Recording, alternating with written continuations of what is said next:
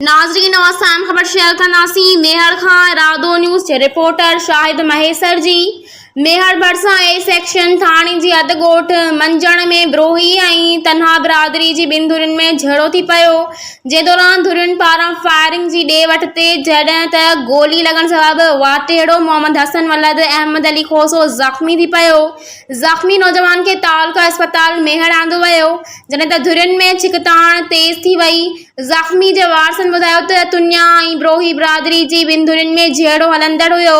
मोहम्मद हसन रस्ते तां वञी रहियो हुयो त खेसि गोली लॻी। होॾां तुन्या ऐं बिरादरी जी ॿिनि धुरियुनि में छिकताण ऐं फायरिंग बावजूद पुलिस को बि तहरुक न वरितो।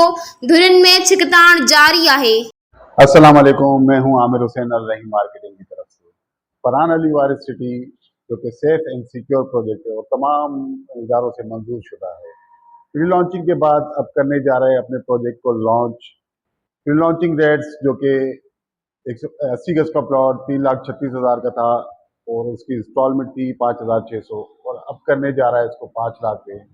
और इसी तरीके से 120 गज का प्लॉट जो था वो 5 लाख का था, जो कि अब होने जा रहा है 8 लाख का और उसकी इंस्टॉलमेंट रेट थे 8,500।